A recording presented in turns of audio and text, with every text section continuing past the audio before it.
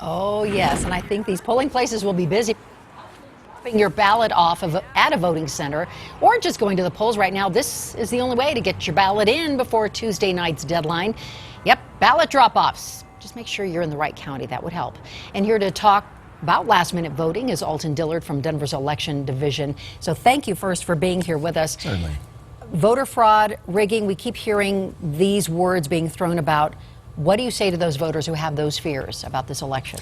Well, one of the things we like to do is just assure the voters that, A, it pretty much can't happen because we have a couple of things that voters need to know about. One, all of our processes take place in a bipartisan fashion.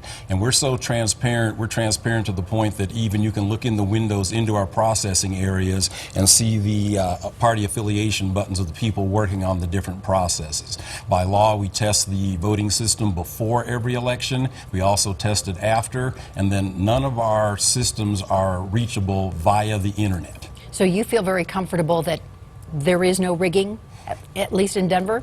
Correct, because the bipartisan part of the process, and then also the fact that because you can't get to any of our systems externally. So we actually take, that kind of discussion very seriously, and so we are also very appreciative of the media. We've actually had the media through. We've had a series of international observers through. We've had international media come to see us just to see the kind of processes that we have in place, because these type of free elections that we take for granted cannot be taken for granted by people other places on the globe. There's also been talk about poll watchers being at some of the locations, the polling locations. Mm-hmm.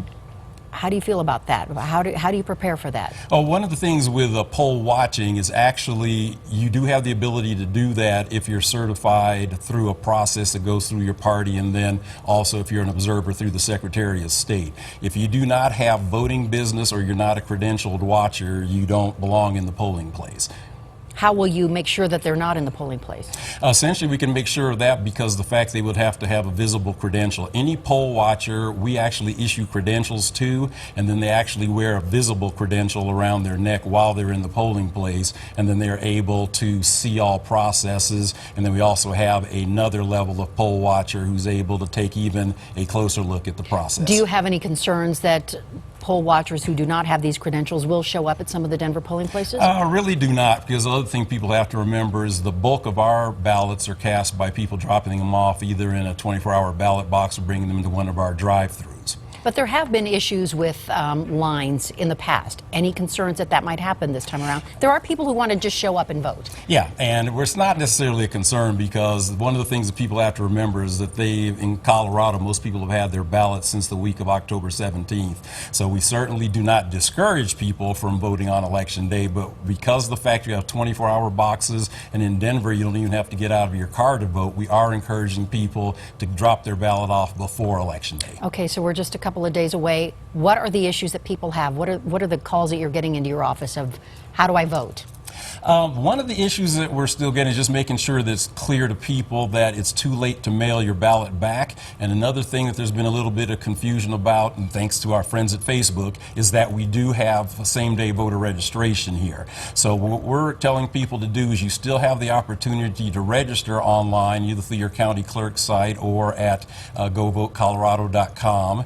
But if you do that, it'll speed your in-person process. But it's too late to mail your ballot back, so please, regardless of what county you live in, you can also go to mycoloradovote.org and see your county-specific information as far as where your drop boxes and voter service and polling centers are located. And you said some people are just realizing that it's now time to vote and they're waking up? Yeah, I mean, even with all the ads and everything that you've seen, there is a universe of people who only vote every 4 years, so we are expecting the light bulb to go on for a few people in that Monday, Tuesday time frame, and we'll be ready to accommodate them. Okay, anything else voters need to know before they head to the polls or go and hand off their ballot? The number one thing is there's no reason to wait. Again, most voters have had their ballots since the week of October 17th, so again, all you have to do is bring them to a 24-hour box, which are, of course, open 24 hours a day, and then you also have the ability to bring them to a voter service and polling center. So in Denver, by the time we get to Election Day, we'll actually have 26 locations around the city and county of Denver